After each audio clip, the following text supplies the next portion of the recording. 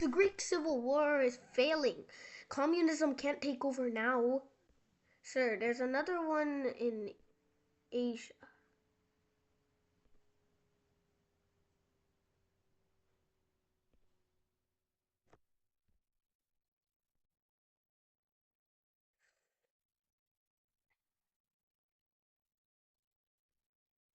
Who wants to start a revolution?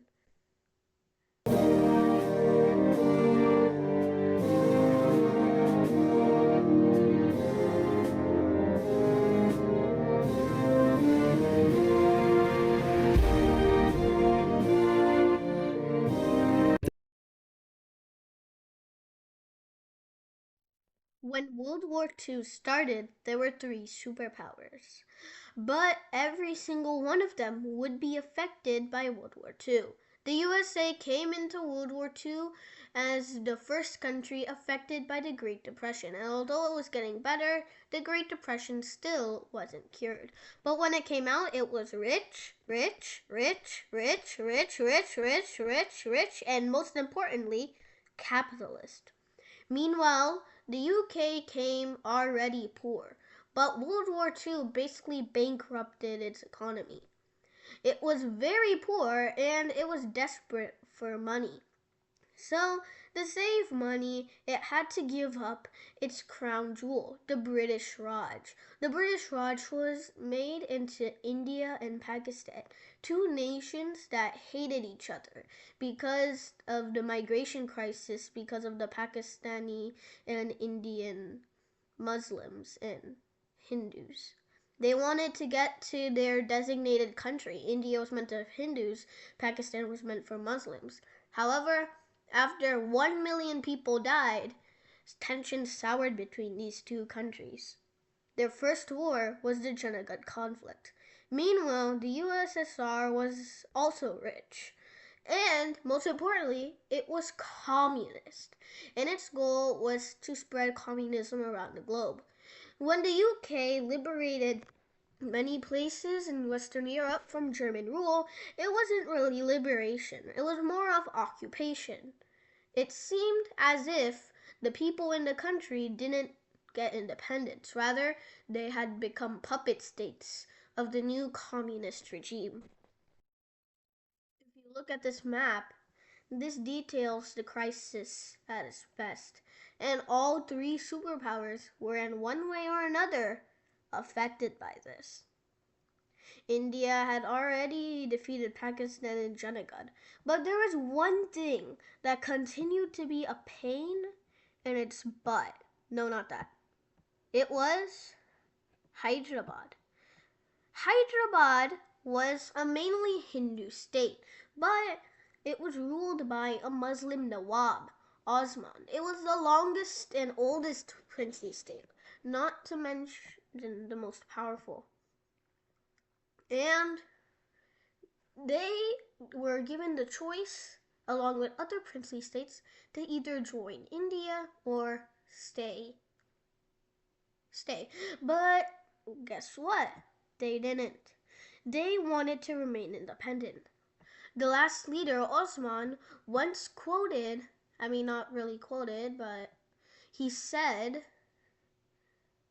the eventual goal of the state was to drive out all the Hindus and convert everyone into a Muslim.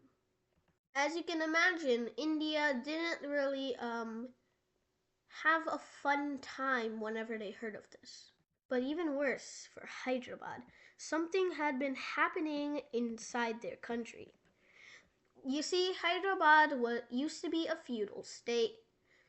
It had a ton of nobles, and those nobles used to whip their workers so much. They had to harvest cotton for the British while the nobles kept ordering around and doing stuff. Sound familiar? Have you ever heard of the Russian Revolution? How about the Hyderabadi Revolution? Over time, in 1947, when they declared independence from the UK, they thought this would be fine. The nobles wouldn't bully them anymore. They continued to bully them. This was the final straw for them. Somehow, India would be affected by this. The country of Hyderabad, completely surrounded by India, was a mainly Hindu state and should have gone to India. But as a princely state, they decided to remain independent, much against the people's will, because they were ruled by a Muslim ruler. The Muslim ruler once stated that they wanted to remove all Hindus and replace them with Muslims. This was the world's oldest vassal state that still existed. And it was very strong. It was a big pain. And it was a big pain in India's butt. So the USA sided with India over the Telangana rebellion. Surprisingly, they didn't side with Hyderabad. The UK sided with both India and Hyderabad. The USSR, being communist, sided with the communists. Now, India realized something. They had the perfect diversion. They could invade Hyderabad, saying they were just trying to maintain peace of the communist rebellion and that Hyderabad could not contain it. It was true, they couldn't contain it. So India got ready. This would be the second war India ever participated in. On day one of the attack, let's just summarize something. All three of these people hate each other. India wants to conquer Hyderabad and Telangana. Telangana wants to conquer Hyderabad. Hyderabad wants to conquer Telangana. Neither wants to conquer India, but Hyderabad wants to conquer the Indians inside Hyderabad. Anyway, now that we're briefed about that, let's talk about what happened. This is Naldur Fort, a very well-positioned fort. It is a big peninsula, only connected to the land by an isthmus and a man-made bridge. However, adding this man-made bridge would be its downfall. You see, the Indians caught these people off guard without a declaration of war. So technically, it was never a war. More, it was an operation. Operation Polo. The Hyderabadis were caught off guard and immediately sent some army officials down to defeat the Indians. However, in that time, the Indians were able to secure the bridge and breach the fortress. Next, India went to the city of Jalkot and they captured that. A southern force went to Umagad, while other forces went to other cities, mainly the 18th Cavalry. The Umagad forces decided to camp in Umagad for the night. They would continue at dawn. On day 2, the camping people at Umagara decided to move. They started moving towards Rajeshwar. Rajeshwar was a pretty well-defended city, so they needed some help. Luckily for them, India had aircrafts. They used British Tempests to easily destroy the army. Actually, they used a lot of them. Anyway, after this, the path was cleared and Umagara soldiers kept moving forward. Next, the hillside Indians and cavalry advanced onto the east. They eventually won using veterans of the Burma campaign. But next would come one of India's greatest victories in the Battle of Aurangabad. If India won this battle, they would win this entire grey loaf of territory. So with the Hyderabadis columns, India decided to use 6 columns. 3 were cavalry columns. 3 were infantry columns. These immediately destroyed Aurangabad's defenses. In the afternoon, the civil administration emerged in peace, and they offered an unconditional surrender to the Indians, which they accepted. There was also action in Jalna that day, where Sikhs and Jodhpurs decided to help the Indians defeat the Hyderabadis. On day 3, however, there was not really that much movement in front lines, which made sense. After so much attacking and so much victories, I guess the Indian army really needed a break. But on day 4, they got their act together. However, they would be pushed with stiff Hyderabadi resistance. They moved towards Hyderabad at dawn, but they were slowed down by mines. After clearing the mines, they moved to the Bidar road with the Solapur Hyderabad city highway, which could really help them win the action. But according to all my research from all of these sources I had to research, they decided to leave some soldiers behind to survive the ambush. They lost some people to the ambush, but now let's not talk about that. They suffered some casualties, but not that much. After some time, they easily destroyed the Hyderabadi army. However, the Hyderabadis would meet their final nail in the coffin, the first one being the one at Aurangabad. All 4 main Indian branches were pushing forward. The first Indian branch had already conquered Aurangabad. The second one was right next to the main highway. The third one is merely miles away from the capital. That doesn't really sound like that a short move, doesn't it? Like merely a few miles. Doesn't it sound better?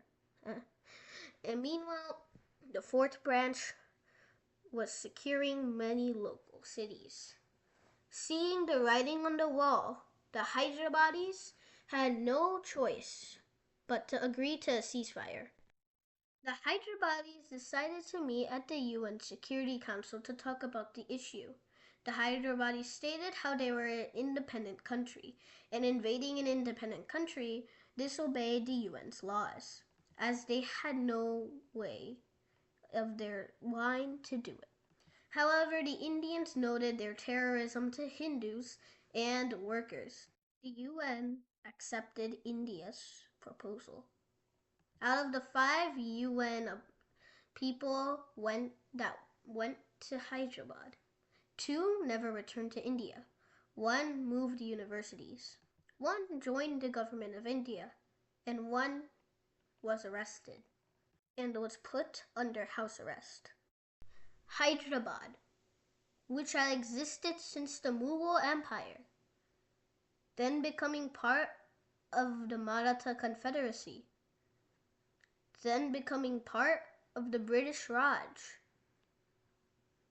all the while maintaining vassal status, was defeated in 5 days by a country that had been independent for just 1 year. This was a significant loss to Osman, and his plans all failed. The communist rebellion would continue, but with India's support from the USA, this would slowly fade away, and the Communist Party of India would order them to stop.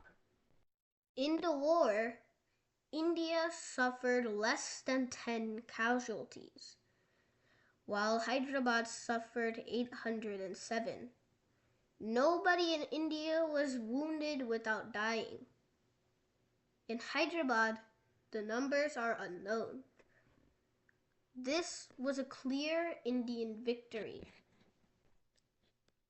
and Hyderabad was done.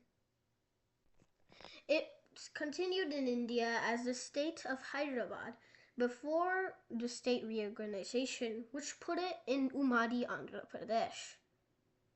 After 2014, however, they decided to reorganize the districts again. They mainly organized just Ummadi Andhra Pradesh and split it into Telangana and Andhra Pradesh.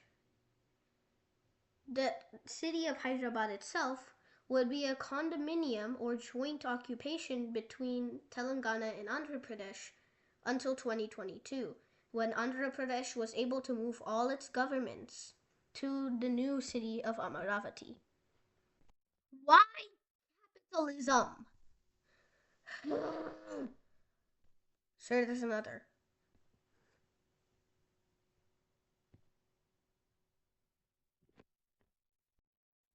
This was right.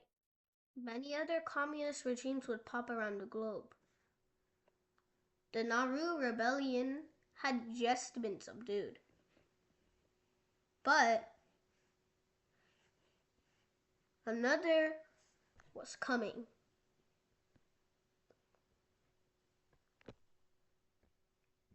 You know, the USA has more than 3,000 counties. Breaking news! I'm going to try to name them all. Watch my live stream where I try to name every single county.